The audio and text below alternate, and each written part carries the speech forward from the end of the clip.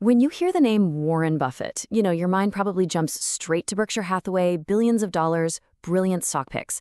But what if his most valuable lessons, the real gems, had nothing to do with money at all?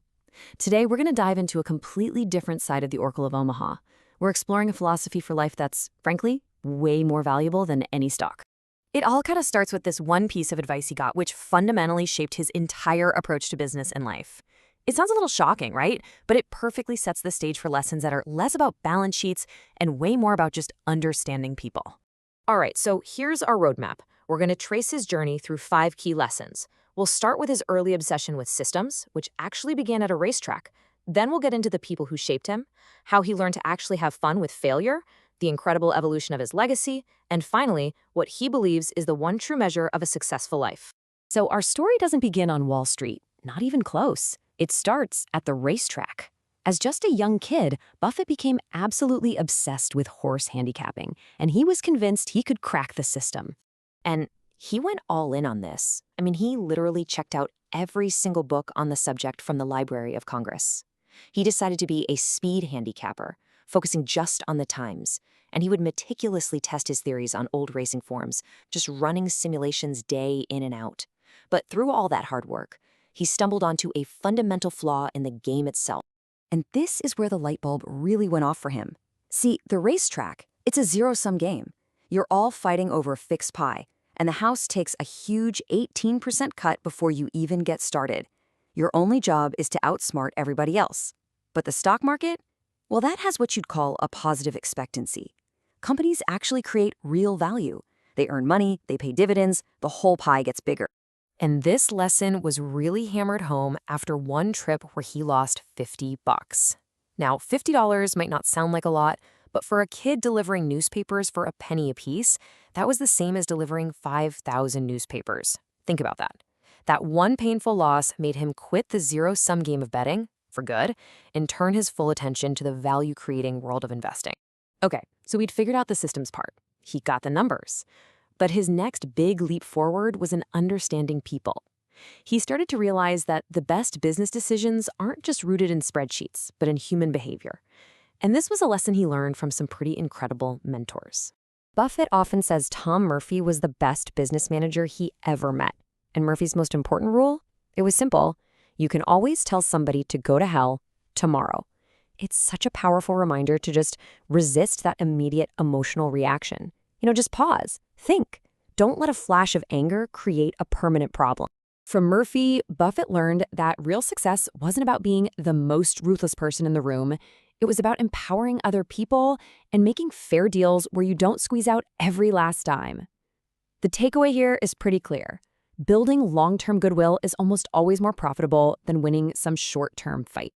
And this focus on relationships was also key to how Buffett handled failure. For him and his legendary partner, Charlie Munger, mistakes weren't just problems you had to solve.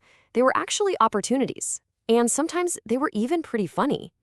Now, what's so amazing about this quote is what it says about their partnership. Think about it. For them, a shared struggle wasn't a reason to blame each other. It was a bonding experience, a puzzle they got to solve together. Okay, so get this story from 1966. Buffett, Munger, and a partner bought this department store, and they knew almost instantly it was a huge, terrible mistake. But instead of pointing fingers, the shared disaster actually brought them together.